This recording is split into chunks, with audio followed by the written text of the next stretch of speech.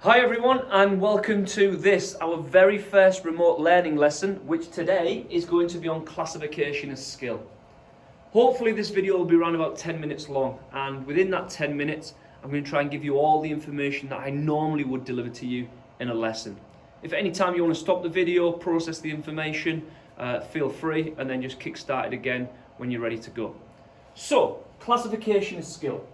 Hopefully by the end of this video you'll be able to identify and explain how to classify skills along three continuums. The first continuum we have is open or closed. Second is a basic or complex continuum. And the third is a low or high organisation continuum. A continuum is basically a line with two extremes at either end. And what we're trying to do is place skills at one end or the other of that continuum. The reason we're trying to do that is once we've got these skills analysed and we know where they sit on a continuum, it allows us then to create appropriate practice sessions or practice structures to improve that particular skill. And practice sessions and structures are what we're going to come on to in our next lesson next week. So the best way I can describe this, if you are still not too sure about a continuum, is think about the temperatures of water. At one end we've got boiling hot water, and at the other end we've got freezing cold water. If you were going to take a shower, the temperature of your water might sit on the continuum somewhere on there. If you were going to have a sports drink after playing sport, then your sports drink might sit on the continuum there. So as you can see, we've got four different examples of how water can be different temperatures but all sat on a continuum with two extremes at either end. We're going to do the same thing but for skills in sport. So as I said at the start, there's three different sections. The skill is either open or closed, basic or complex, low organisation or high organisation. And a skill will fall into those three categories. So for example, a skill might be open, complex, and require high organisation. So the first thing we're going to talk about is whether a skill is open or closed. An open skill is a skill which is affected by the changing environment. And that changing environment could be anything in relation to opponents, weather, formations, the ball, the pace of the ball, anything along those lines. It has many different variables, and the variables then impact on how the skill is performed. And the timing and the execution of it is influenced by that. A perfect example is a goalkeeper saving a ball in football. Although the goalkeeper may dive very similarly in training and dive similarly in these two matches as you can see here, that skill has been constantly affected by the environment around the goalkeeper. From the way the ball was kicked, to the pace of the ball, to the height of the ball, to the bend that was put on the ball, whether it was deflected or not, all of those different variables influenced the skill. And therefore it would have been performed differently depending on what the environment threw at the goalkeeper. A closed skill is not affected by the environment or external influences. There's very few variables, and the timing and the execution of the skill is solely down to the athlete. A good example of this is swimming. It doesn't really matter what stroke. For this example I've used butterfly. But for this athlete, the skill of performing butterfly would stay the same. His technique would stay the same.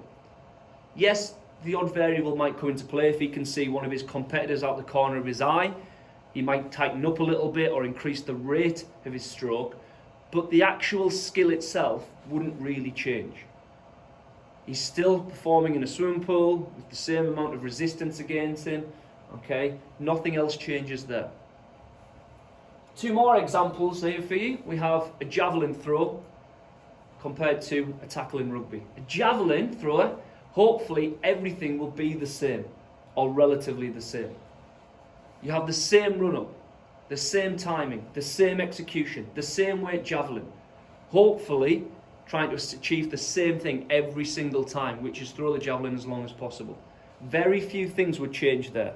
Yes, you could argue that if they're outside, the wind might dictate slightly, but that's very little influences, so it would still be classified as a close skill. A rugby tackle, however, is hugely affected by external factors. So for this particular example, the guy in the red shirt is being tackled by the guy in the blue shirt. The guy in the blue shirt who's doing the skill of tackling would have had to weigh up many different variables. The pace at which his opponent is running, the size of his opponent. Is his opponent going to sidestep him? The angle at which he has to tackle at. What is he trying to do? Yes, he's trying to tackle him, but is he trying to bring him down? Is he trying to push him into touch? Is he trying to bounce back to his feet quickly? Is he trying to delay the play of the ball? There's many, many different factors influencing what the tackler is going to do. And therefore, that would be classified as an open skill. A basic or a complex skill, well, it's exactly that. A basic skill is simple to perform and it requires very little thought. It's relatively straightforward to do. You don't need a lot of information to process. It has very few subroutines. A subroutine is basically, can that skill be broken down into different sections and worked on individually and then put back together? For obviously something like running, no. You would just run. And it's simple, it requires very little concentration, you don't have to process a lot of information, and therefore that would be a basic skill. Something simple like cycling as well, or swimming, would be classified as a basic skill. A complex skill is difficult to perform. You've got to put a lot of thought and a huge amount of concentration in, you've got to process a lot of information, and you've got to make a lot of decisions, and you can break it down into subroutines. Okay, it's made up of many subroutines. So think about vault in gymnastics. You've got the run-up, you've got the take-off off the springboard, you've got the hand position on top of the vault, you've then got the skills in the air such as a somersault or twist, and then you've got the landing. All of that is a lot of information to process, and you've got loads of different subroutines that make up the whole skill, and that's why that would be classified as a complex. Two more examples for you here. We have a 400-meter runner and we have a twisting somersault in gymnastics. Running 400 meters is a relatively basic skill because it doesn't have many subroutines. You don't need a lot of concentration. Now that's not to say that that athlete is a basic athlete. If he's performing this at the Olympics, he's obviously concentrating quite a lot. He's obviously put a lot of work into his technique. But the skill of running, which in its basic format is what it is, it's a basic skill. The complexities of doing a twisting somersault, however, are much more complex than the running because it takes a lot of concentration. Okay, there's loads of different subroutines that you have to go through to get to that point, and that athlete's processing a lot of information. How quick does she have to turn? How close is the floor coming to? When does she have to put her feet down? And then the last one is low-level organisation to high-level organisation. Now, low-level organisation can be quite difficult to process because this all refers to whether a skill can be broken down into different subroutines. If it can, it's classified as low-level because it means you can practice each little routine separately and then put them back together to get to the full routine. High-level organisation is the opposite to that.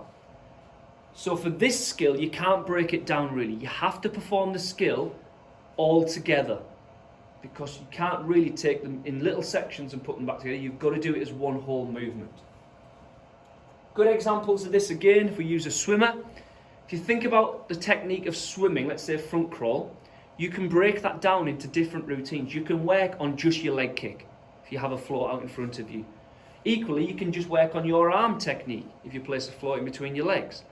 So if you work on those two things separately and then put them both together, you would then obviously have the whole technique. And that would be low organisation. High organisation is something like a golf swing. You wouldn't break a golf swing down into different parts. You would just perform the golf swing and then analyse what part of it's going wrong. You wouldn't break it down into the backswing, the contact with the ball and then the follow through, because it just wouldn't work. So you perform that skill all together in one fluid motion. Now, this is where you will have to pause the video. I've got two tasks here for you. This is the first one. Down the left-hand side, we've got all the different types of skills we've talked about. And down the right, we've got definitions, but they've been jumbled up. What I'd like to do now is pause the video, see if you can align the correct skill with the correct definition, and then restart it when you think you've done. Right, for those that have done that, hopefully this is what you've got too.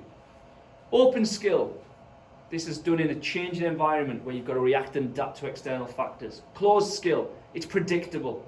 You're going to do the same thing over and over and over again. It's not affected. A basic skill is easy. Very little concentration.